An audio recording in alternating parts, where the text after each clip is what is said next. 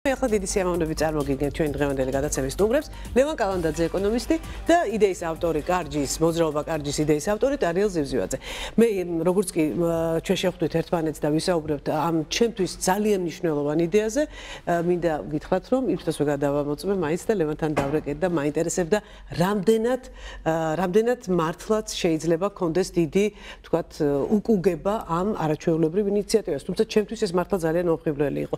რა თქმა უნდა, კითხვები ძალიან ბევრი იქნება და მე მაყურებელს მინდა შევახსენო, რომ თემა, რომელზეც ჩვენ ვისაუბრებთ, აბსოლუტურად ღია იმისთვის, რომ თქვენც დაარეკოთ და თქვენი შეკითხვები დასვათ, იმიტომ რომ ეს ყველაფერი ეხება ძალიან მნიშვნელოვან რამეს, ქართული ეკონომიკის განვითარებას, ხომ არ ვწდები, და ქართული პროდუქციის პოპულარიზაციას. დარიელ, დავიწყოთ ინიციატივით, რომელიც თქვენ უკვე სოციალურ ქსელში აქტიურად დაიწყეთ, ეს არის მოძრაობა კარჯი. რას გულისხმობს ის? დიდი მადლობა პირველ რიგში მოწვევისათვის, მივესალმებით მაყურებელს. ჩვენ გვაქვს ძალიან მარტივი მიზანი. ჩვენ გვინდა რომ ამ ქვეყანაში მაცხოვრებელ ადამიანმა პირველ რიგში, როცა რაღაცის ყიდვას დააპირებს, პირველ რიგში განიხილოს ქართული ალტერნატივა. ეს წინა საახალწლოდ იმიტომ გააქტიურეთ, რომ პრინციპში ეხლა არის ის დრო, როცა ეხლა არის ის დრო ზუსტად, როცა საერთოდ დეკემბერი ეს არის ყველაზე მნიშვნელოვანი ხარჯების თვე, ისევე როგორც ქვეყნის ეკონომიკისთვის ერთ-ერთი ყველაზე მეტად დამაქცევარი თვეც. შარშან დეკემბერში მაგალითად ამ ქვეყნის ეკონომიკიდან სუფთად გაიწრიდა, ეს არის ოფიციალური ციფრები, 620 მილიონი დოლარი ექსპორტ-იმპორტის სხვაობას გულისხმობ ამ შემთხვევაში. მოდი, იცით, ძალიან მინდა რომ ახსნათ ძალიან გასაგებად მაყურებლისთვის, რას ნიშნავს 620 მილიონი? მაგალითად გაიწრიდა. აი ეს გაიწრიდა. აი ქართული არა, უბრალოდ ხორცის მაგალითზე ახსნათ რა, ქათმის ხორცი. აი ქათმის ხორცი იმპორტული და ქათმის ხორცი ქართული წარმოების, ხო? ამ შემთხვევაში გაიწრიდა ახსნათ, შესაბამისად დაუშვათ ადამიანმა იყიდა იმპორტული ქათმის ხორცი. ეს ნიშნავს, დაუშვათ გაიყიდა 10 მილიონი ლარის ქათმის ხორცი იმპორტული. იმპორტიორმა მიიღო შემოსავალი 10 მილიონი ლარი, მას ლარი არაფერში სჭირდება, შესაბამისად ის ყიდულობს დოლარს, ანუ ავტომატურად დააწვა ლარის კურსს და წაიღო დოლარი. ჩვენ დაგვრჩა მოხმარებული ხორცი, ანუ არაფერი არ დაგვრჩა, ხოლო სუფთა ფული წავიდა. აი ასეთნაირად, ოღონდ ცხადია მარტო ხორცის შემთხვევა არ არის, აქ არის ძალიან ბევრი პროდუქტი. აი ესეთნაირად ჯამში მარტო დეკემბერში შარშან გაიწრიდა, ამიტომ ამ სიტყვას ამიტომ ვიყენებ. საქართველოს საზღვრებს გარეთ გავიდა. წავიდა, ჰე. ხო და ეკონომიკა შეგიძლიათ ეს გამოიყენოთ. რა თქმა უნდა, ახლა მე ვცდილობ ვისაუბრო მაინც ისეთი მარტივი. მაგრამ თავარი კიდე რა არის? თავარი უბედურება რომ შარშან ჩვენ მოუხსენით რეკორდი ჯამში 5 მილიარდ 735 მილიონი დოლარი იყო ესეთი გაწრეტილი თანხა. ანუ ჩვენ რეალურად შარშან გავღარიბდით ეს ქვეყანა 5 მილიარდზე მეტი დოლარით. ლევან, შეგვიძლია დავადასტუროთ ეს ინფორმაცია? გაღარიბებასთან დაკავშირებით არა, ალბათ. თუმცა მოდით თვითონ ამ იდეაზე ვისაუბროთ, აქედან გამომდინარე ის მაკრო ეფექტები, რაც შეიძლება ახლდეს ამ ყველაფერს, ამ კამპანიას, ეს ავხსნათ ძალიან კარგად. აბსოლუტურად გეთანხმებით, სამომხმარებლო ქცევის და სამომხმარებლო კულტურის ფორმირების პროცესში ძალიან მნიშვნელოვანია სწორედ მომხმარებლის აქცენტირება ქართულ პროდუქტზე. მე მაგალითად რამდენიმე ასეთი კამპანიის შესახებ მსმენია, სხვადასხვა ანატომია გააჩნია. რიგ შემთხვევაში მაგალითად ბალტიისპირეთის ქვეყნებში ძალიან აქტიურად იყო სამამულო ადგილობრივი პროდუქციის წარმოების პრომოციის კამპანია უკრაინაში, ამერიკის შეერთებულ შტატებში მაგალითად ჩინური საქონლის საწინააღმდეგო ასე ვთქვათ. ევროპაშიც პერიოდულად ხორციელდება ხოლმე კამპანიები, ოღონდ ევროპაში უფრო ნაკლებად პოლიტიზირებული და წმინდა პატრიოტული ქვეყნის ეკონომიკის და ადგილობრივი ბიზნესის წახალისების მიზნით კეთდება. ბუნებრივია, ჩვენ ვართ ქვეყანა, რომელიც სამწუხაროდ იმპორტზე ვარ დამოკიდებული. ეს ნიშნავს იმას, რომ ჩვენი სამომხმარებლო კალათის დაახლოებით 70% არის უცხოური პროდუქცია. და ეს ნიშნავს იმას, რომ როცა ჩვენ ყიდულობთ უცხოურ პროდუქციას ვალუტა მართლაც გაედინება საქართველოს ფარგლებს გარეთ და დღევანდელი პრობლემების გათვალისწინებით ქვეყანაში არსებული პრობლემების გათვალისწინებით ძალიან ცხელია ლარის თემა ხო მუდმივად აქედან გამომდინარე საგადამხდელო ბალანსი ანუ ქვეყანაში შემოსული და ქვეყნიდან გასული ვალუტის მოცულობების თანაფარდობა ერთ-ერთი ყველაზე აქტუალურია და ჩვენ ყოველთვის ვამბობთ რომ საგადამხდელო კუთხით გარკვეული გაუმჯობესება ანუ სავალუტო ნაკადები უნდა გავზარდოთ რომ ლარის ბალანსი დაცული იქნას ეს ბუნებრივია ეხა ამ პრობლემას ვერ მოხსნის მაგრამ გრძელვადიან პერსპექტივაში ჩამოყალიბებს ერთის მხრივ ძალიან პატრიოტულ ძალიან კეთილშობილურ ტრადიციას რომელიც ალბათ მე შეიძლება კულტურაშიც გარდაიქმნას და ამავდროულად გარკვეული წამახალისებელი ფაქტორი იქნება ერთის მხრივ ადგილობრივი სამამულო პროდუქციის მოხმარების კულტურის ჩამოყალიბების თვალსაზრისით ეს ნიშნავს არა მხოლოდ ვალუტის გადინების შეზღუდვას, არამედ ეს ნიშნავს იმას, რომ წახალისებული იყოს ადგილობრივი ბიზნესი. ჩვენ თუ გარკვეულწილად დავაკორექტირებთ ჩვენ სამომხმარებლო ქცევას ქართულ პროდუქტზე, ეს ნიშნავს, რომ მაგალითად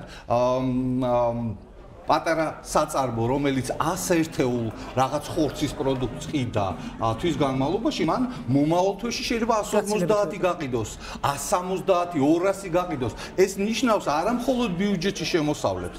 ეს ნიშნავს, რომ იმ საწარმოს ხვალ 2-3 დამატებითი სამუშაო ადგილის მოთხოვნა და აუცილებლად აბსოლუტურად გეთანხმებით. ანუ ეს არის ძალიან კარგი კამპანია, რაც უფრო ბევრინი ვიქნებით ჩართულები ამ საქმეში. მე ამ კამპანიის შესახებ როგორც გავიგე მე აღმოვაჩინე რომ მაღაზიაში რომ შევდივარ პროდუქციის საქმე ყოველთვის ეს ქართული ეს მოდერნიზმის ქართულს ვიყიდი ან იმას ხო ან წმინდა პრაგმატული რაციონალური თითოეულ ჩვენგანში არის ეს სამომხმარებლო პატრიოტიზმი მოდით ასე ალბათ ყველა ქვეყანაშია მაგრამ აქცენტების სწორად დასმა მათ შორის არ გამოურიცხავ რომ ამ კამპანიაში სამომავლოდ პოლიტიკის დონეზე ჩაერთოს ხელისუფლება. ძალიან საინტერესო იქნება, იმიტომ რომ ეს ძალიან მნიშვნელოვნად წაახალისებს ადგილობრივ, განსაკუთრებით მცირე და საშუალო მეწარმეებს, რომლისთვისაც თითოეული გაყიდული ერთეული პროდუქტი არის სასიცოცხლოდ მნიშვნელოვანი და მათთვის 10-20%-იანი გაყიდვების ზრდა ნიშნავს, რომ 2-3 დამატებითი სამუშაო ადგილის აუცილებლობა უჩნდება. პრინციპში ეს ხვალსია სახელმწიფომ უნდა შექმნას პირობა, ხოლო დანარჩენი უკვე ბიზნესის გასაკეთებელია.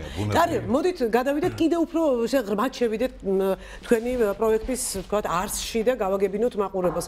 ჩემთვის მარტივად, აი ერთი ქართველისთვის გასაგებია, რომ მე ყოველთვის ისედაც ვაკეთებ ამას, მინდა გითხრათ, მაგრამ აი ხა ლევანს დავეთანხმები ამაში, რომ ყოველთვის როცა შევდივარ, კითხულობ პირველ რიგში ქართულს. ეს აბსოლუტურად ჩემი დამოკიდებულებაა ქართული მწარმოებლების და ქართული ბიზნესის მიმართ. გარდა იმისა, რომ ჩვენ აუცილებლად უნდა ვიყიდოთ ქართული, კიდევ რა დევს მნიშვნელოვანი ამ პროექტში, რომელიც თქვენ დაიწყეთ ახლა? გეტყვით, სხვათა შორის შარშან სანამ ამ ნაბიჯს გადავდგამდი ან სანამ რაღაცას გავაკეთებდი კონკრეტულად, მანამდე საკმაოდ დიდი ხანი ვიფიქრე და ვამოწმე იდეა რამოდენიმე გამოსვლაზე და მას შემდეგ რაც დავწუნდი რომ თემა იყო ნამდვილად ცეცხლი, გადავწყვიტე რომ ნაბიჯი გადავმედგა. დაველაპარაკე ძალიან საინტერესო ხალხს, მაგრამ ხომ იცით რა ხელებით და ფეხებით რო უხსნე ადამიანს, მაინც და მაინც გასაგები არ არის. გასაგები. მე ბოლო-ბოლო ვიფიქრე რომ აღარ უნდა ამდენი ლაპარაკი ამ საქმეს, წავიდა საქმე. შესაბამისად, შარშან 1-დან 30 დეკემბრამდე გავაკეთე ჩემი პირადად 30 დღიანი გამოწვევა, რომელიც გულისხმობდა შემდეგს. 1-დან 30 დეკემბრამდე შარშან ყოველ დღე ვყიდულობდი თითო ქართულ კონკრეტულ პროდუქტს.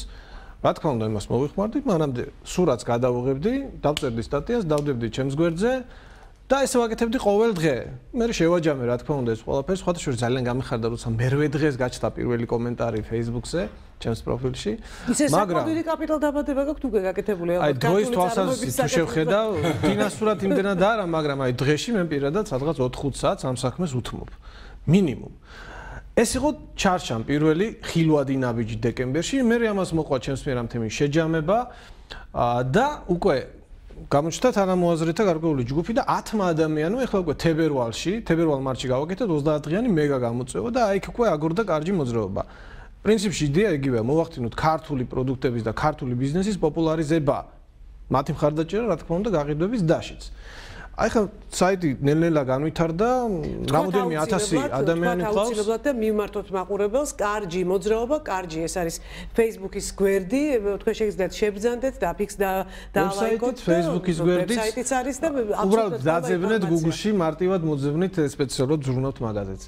ანუ მე გაჩნდა იდეა რომ კარგია ინტერნეტში რაღაც აქტივობა, მაგრამ ეს არ უნდა იყოს მხოლოდ Excel-ში, ეს უნდა იყოს ცოცხლადაც. ამიტომ დავიწყეთ ფიქრი და გავაკეთეთ სექტემბრის 26-27 რიცხვში საბჭო და ბიზნეს ცენტრ ქარვასლაში გავაკეთეთ გამოფენა გაყიდვა ქართული ხარისხიანი პროდუქტების. და როგორი შედეგი იყო? 22 კომპანია მონაწილეობდა და პირდაპირ გეტყვით რომ ძალიან ხარისხიანი პროდუქცია, ასობით სხვადასხვა ტიპის, ასე ვთქვათ, სხვადასხვა სახის კონკრეტული პროდუქტი იყო იქ.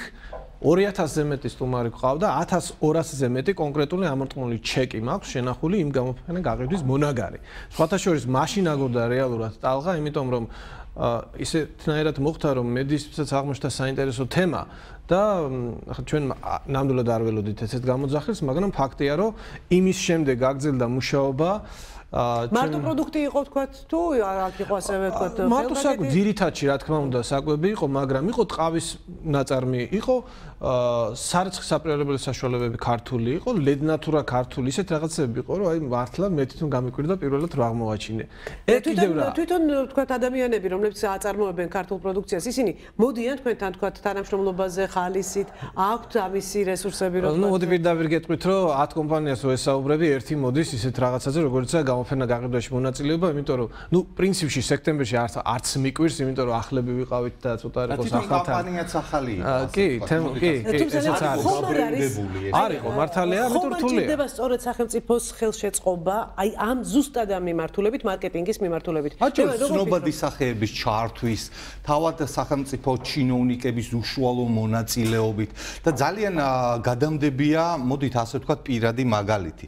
მაშინ როცა სახელმწიფო მოხელეები, იგივე პარლამენტის წევრები ჩაერთვებიან ამ კამპანიაში და მედიის, ასე ვთქვათ, ლუპის ქვეშ, მონიტორინგის ქვეშ, მუდმივად დააკვირდება საზოგადოება, პრესის და მედიის საშუალებით, როგორ მოიხმარს სახელმწიფო ბიუროკრატია. კარგი გაგებით ბიუროკრატია ქართულ პროდუქტს და როგორ უწყობს ამით ხელს ქართული ბიზნესის განვითარებას, ქართული პროდუქტის პოპულარიზაციას, მერწმუნეთ ათმაგად გაიზრდება ჩართულობა და მონაწილეობა ამ კამპანიაში.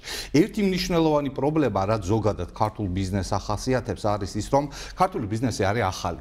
ეხლა იმ ხილული ბიზნეს ბრენდების გარდა, რომელიც ასე ვთქვათ, ჩვენ ყოველდღე გვხვდება, არსებობენ ძალიან პატარა, ძალიან საინტერესო ფირმები, მათ შორის აი გამოფენაზეც რომლებიც იყვნენ, რომელთაც ცნობადობა არის ერთის მხრივ ძალიან დაბალი და ეს ცნობადობა მათ გარდა იმისა, რომ ხელს უშლის პროდუქციის რეალიზაციაში, გარკვეული ლოჯისტიკური, ასე ვთქვათ, სამუშაოების განხორციელებაში, იგივე ქსელებში შესვლაში, მაღაზიებში დამკვიდრებში, ხო, ამაში ძალიან უშლის ხელს. და ამ თვალსაზრისით ძალიან კარგი იქნება, ხა ეკონომიკის სამინისტროს მაგალითად აქვს ძალიან ბევრი საინტერესო პროექტი, რომელიც ერთის მხრივ საქართველოში ქართული აწარმოე საქართველოში მაგალითად და არის სოფლის მეურნეობის სამინისტროს აქვს ძალიან ბევრი პროექტი, რომელიც ხო, ქვეყანაში ადგილობრივი წარმოების განვითარებაზე ახლა ასე ვთქვა ორიენტირებული და ამ პროგრამების ფარგლებში მე მაგალითად როგორც ეკონომისტი და როგორც უბრალოდ რიგითი მომხმარებელი ვისურვებდი სწორედ აი ამ ელემენტის გაჩენას ერთის მხრივ სახელმწიფო და მეორეს მხრივ საზოგადოების აქტიური ნაწილი, რომელიც პრომოციას ახდენს ამ ასე ვთქვათ კამპანიისას, ერთობლივი ინტერესების გადაკვეთის ხარჯზე მოხდეს სწორედ აი ამ კონკრეტული პატარ-პატარა პრობლემების მოგვარება, იმიტომ რომ ყველა დიდი ბიზნესი რეალურად იწყება აი ესეთი პატარ-პატარა ინიციატივებით, კრეატიული ინიციატივებით. ჩვენ კიდევ ერთხელ ვამბობთ, მოლოდინი ამისი არ უნდა გავაჩინოთ, რომ ეს მთლიანად ჩაანაცვლებს იმ გაწრეტვის თემას. მომეწონა ძალიან ეს ტერმინი. რა თქმა უნდა, ვერა, მაგრამ საფუძველს დაუდებს ქვეყანაში ქართული ადგილობრივი სამამულო ბიზნესზე აქცენტების უფრო მეტად გაკეთებას, მათ შორის ხელისუფლების მხრიდანაც და აქედან გამომდინარე ეს კამპანია არის გასაგრძელებელი, გასაფართოებელი და შემიძლია თამამად თქვა, რაც უფრო ბევრი ჩაერთვება, იგივე სოფლის მეურნეობის მინისტრი, რომელიც მართლა ძალიან აქცევს ყურადღებას ასეთ წვრილ თითქოს უმნიშვნელო, თითქოს შეუმჩნევლ პრობლემებს, მათ შორის ეკონომიკის მინისტრი. ძალიან კარგი იქნებია პირად მაგალითზე, თუ აუცილებლად ეგრევე რაღაც კომუნიკაცია ამ თვალსაზრისით. თუნდაც ახლა მე ახლა თავრობისევრებთან 18-დან შევეცადოთ.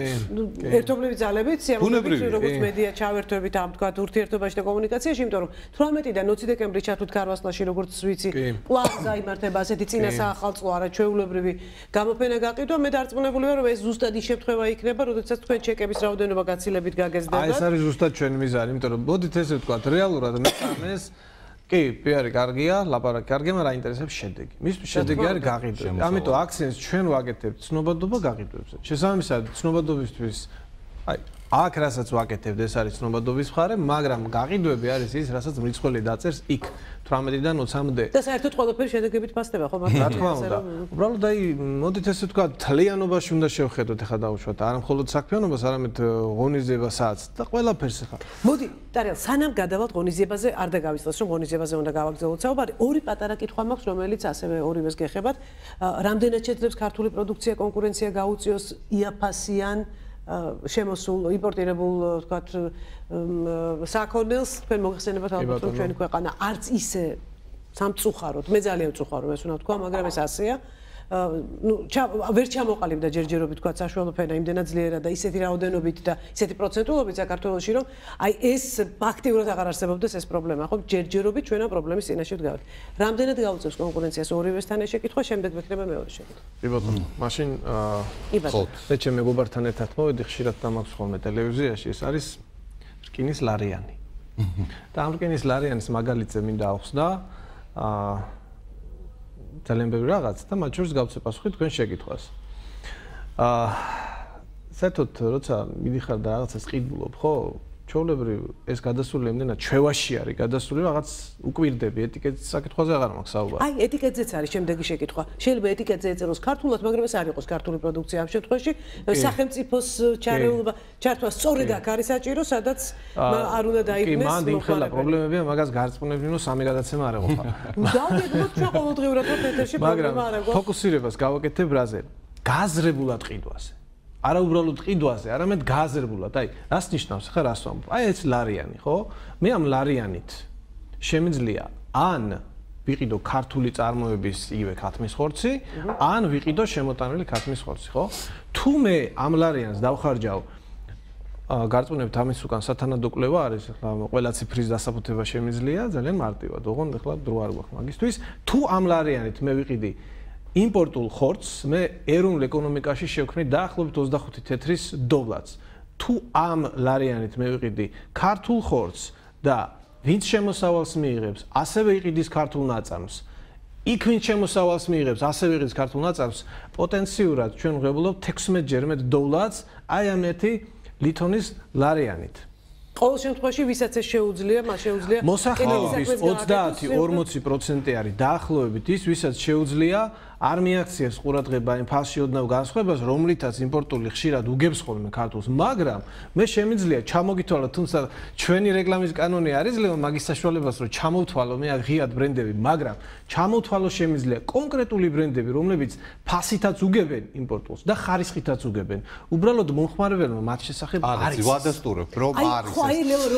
ნინო, აქ არის ერთი მნიშვნელოვანი საკითხი. ჩვენ თუ წმინდა პრაგმატული, ასე ვთქვათ, ბაზრის კანონებით ცოტა ველური კანონებით მიუდგებით და დავიწყებთ შეფასებას მოუგებს თუ არა, აჯობებს თუ არა ქართული პროდუქცია და ზოგადად ქართული ბიზნესი, სამრეწველო ბიზნესი, ადგილობრივი წარმოება უცხოურ ანალოგებს, ბუნებრივია ვერა. აქ შეიძლება ასე ვთქვათ, წარმატება მიღწეულ იქნას, ანუ გაიმარჯოს კამპანიამ. ანუ გააზრებო იმის გააზრებამ თუ რას ვაკეთებ. ძალიან სწორი შეფასებაა, რომ იმ კონკრეტული 1 ლარიანით, რომელთაც მე ვყიდულობ უცხოურ პროდუქციას და ქართულ ეკონომიკას, კლიენტში და პროდუქტს და ასე შემდეგ, სოციალურ გარანტიებს მე ვძენ დაახლოებით 20-დან 25 თეთრამდე, ქართული ანალოგის შეძენის შემთხვევაში ეს არის დაახლოებით იმ ერთ კონკრეტულ ფინანსურ ტრანზაქციაზე დაახლოებით 55-60 თეთრი. ანუ მხოლოდ ერთ ფინანსურ ტრანზაქციაზე აქ საუბარია, შემდგომი ტრანზაქციების შემთხვევაში რა თქმა უნდა მე უფრო მეტი.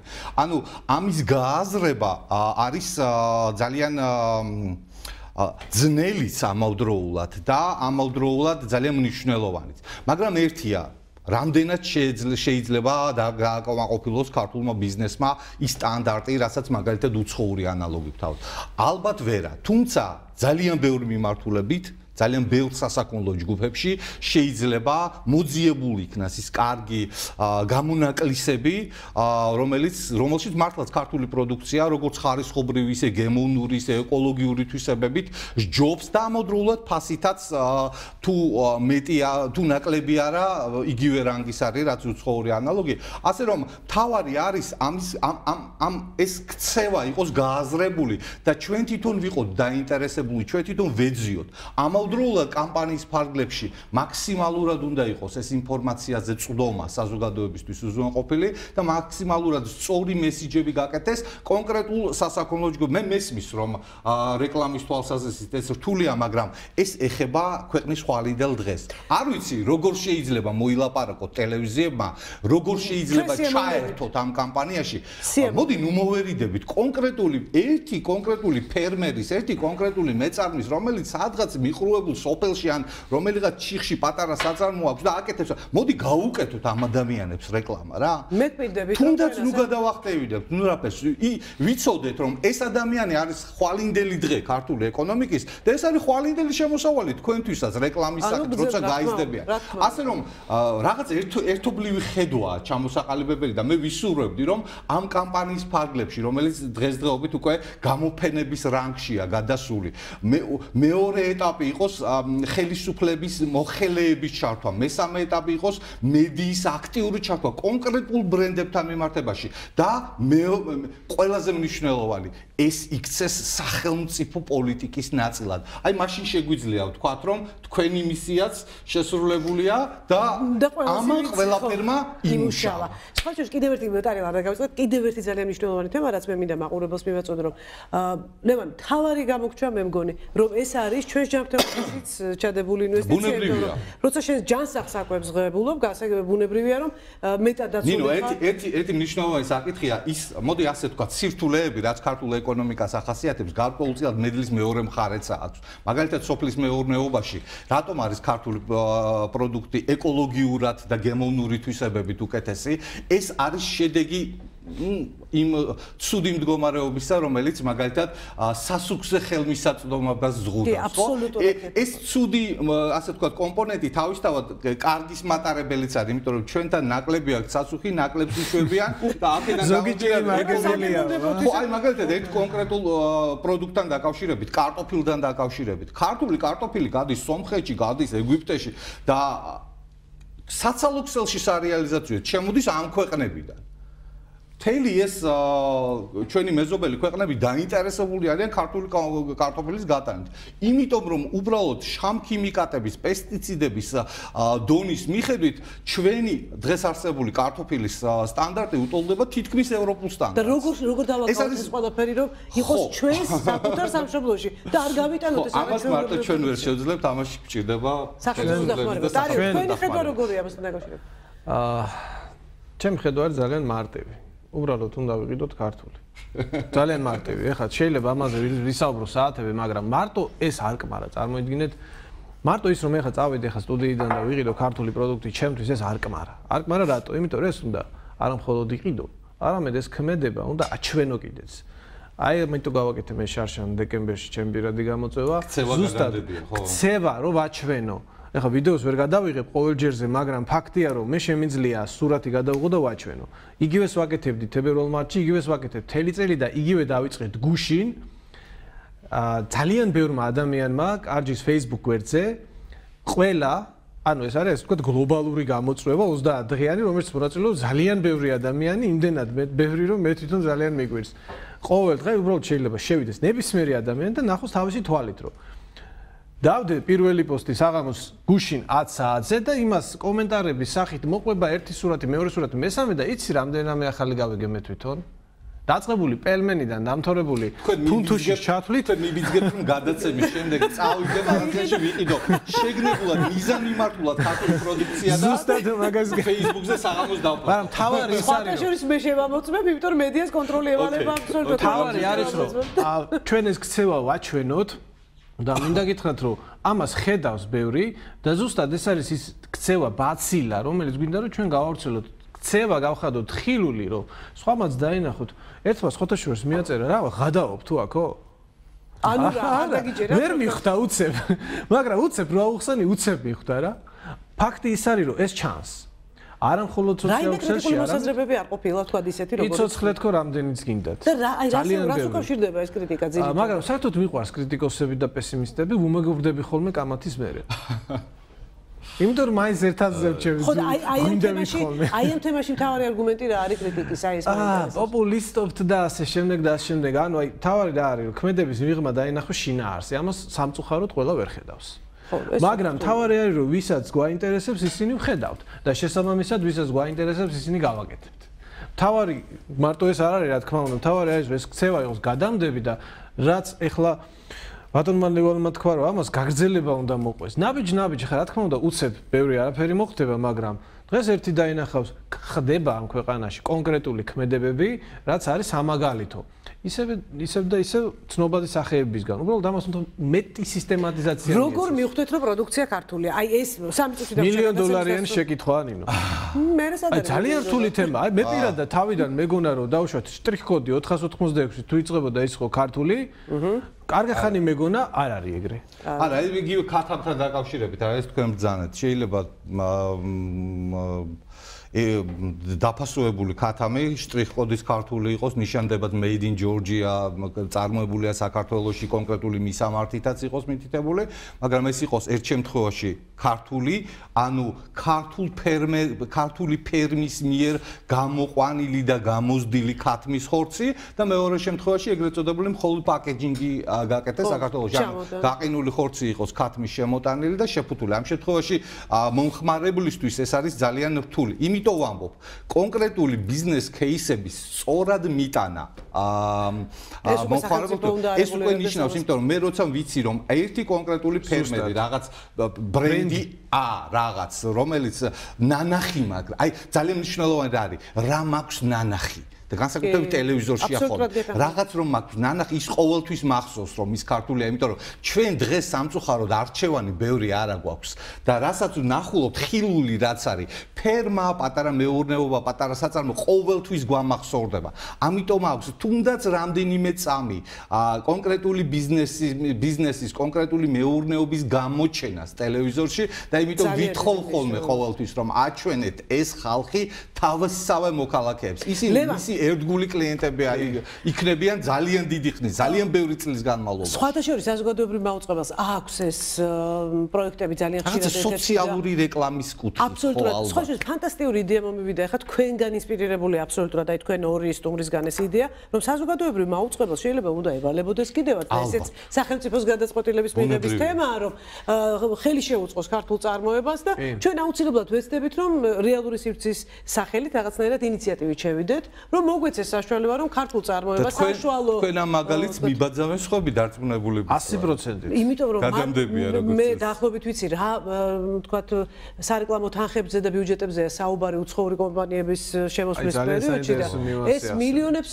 უკავშირდება დაახლოებით ახლა ქართულ წარმოებას არაფრით არ ექნება ქართული ბრენდის დასახელების უფლებაც კი არა გვაქვს ჩვენ აქ რეკლამის კანონით ეს ნორმალურად მიგაჩნიათ მე ნამდვილად არა მოდი ეს ის გაკეთებული კომერციულ თვალსაზრისით ეგ სწორია მაგრამ უნდა არსებობდეს რაღაც ასე ვთქვათ ხედვა, რომელიც სახელმწიფოებრივი ხედვის ნაწილი უნდა იყოს და ამ რაღაც კონკრეტული პროექტის ფარგლებში ალბათ ამის ინიციირება უნდა ხდებოდეს. მოდით ასე გავაკეთოთ. დღეს ჩვენი საერთო დროა მოიწურა, თუმცა მე ეხლავე მინდა შეგიპიროთ, რომ 18-ში ჩვენ ისევ ერთად ვიქნებით. 25-ში დიდი რეალური სივრცე მთლიანად უთმობს დროს ამ გადაცემას და ყველა ის საკითხი ჩამოვწეროთ, რაც გვინდა რომ სახელმწიფოს გავაგონოთ და შევატყობინოთ. ჩვენი მისია ერთადერთია მივიტანოთ ამბავი იქამდე, სადაც პრობლემების გადაჭრა ხდება ხოლმე. და 18-ში დავაპატიჟოთ ხელისუფლების პირები იმ კონკრეტულ გამოფენაზე, მათი პიარების მეშვეობით, რომელიც ყოველთვის ადევნებენ თვალყურს თქვენ და თქვენი გადაცემების ეთერს.